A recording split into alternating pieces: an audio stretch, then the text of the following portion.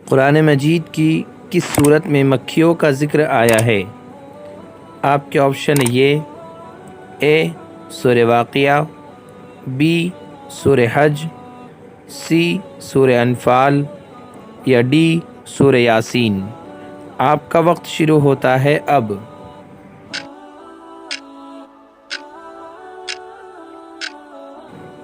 صحیح جواب ہے بی سورہ حج۔ آخری وحی کے کاتب کون تھے؟ آپ کے آپشن یہ: اے حضرت عبداللہ بن مسعود رضی اللہ عنہ، بی حضرت ابی بن کعب رضی اللہ عنہ، سی حضرت زید رضی اللہ عنہ یا ڈی حضرت عمرو بن رافع رضی اللہ عنہ۔ آپ کا وقت شروع ہوتا ہے اب۔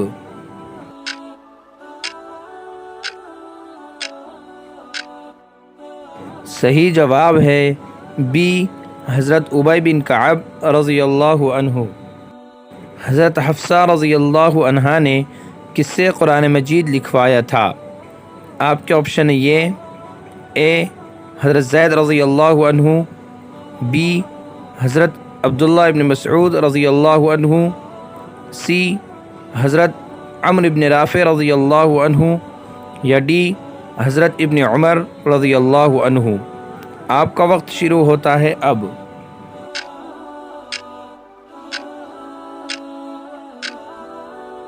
صحیح جواب ہے سی حضرت عمرو بن رافع رضی اللہ عنہ۔ قرآن مجید میں ابلیس کا ذکر کتنی مرتبہ آیا ہے؟ آپ کے آپشن یہ: اے 5 مرتبہ، بی 10 مرتبہ، سی 15 مرتبہ یا ڈی 11 مرتبہ۔ آپ کا وقت شروع ہوتا ہے اب۔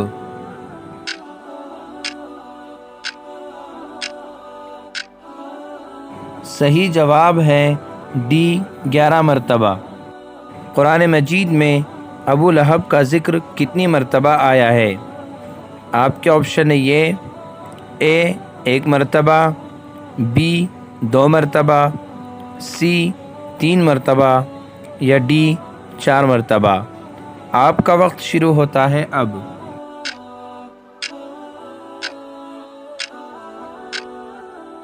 صحیح جواب ہے اے 1 مرتبہ۔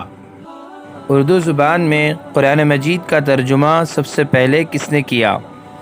آپ کے آپشن یہ: اے مولانا بلال حسنی دامت برکاتہم، بی مفتی شفیع صاحب رحمۃ اللہ علیہ، سی مفتی سعید احمد پالنپوری رحمۃ اللہ علیہ یا ڈی مولانا شاہ رفیع الدین رحمۃ اللہ علیہ۔ آپ کا وقت شروع ہوتا ہے اب۔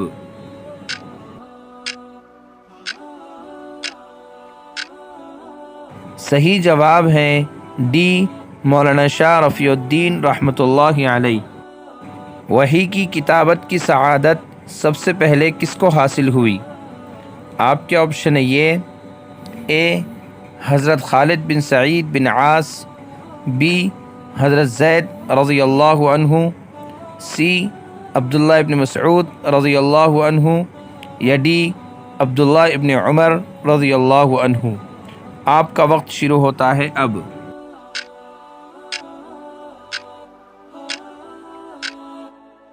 صحیح جواب ہے اے حضرت خالد بن سعید بن عاص رضی اللہ عنہ۔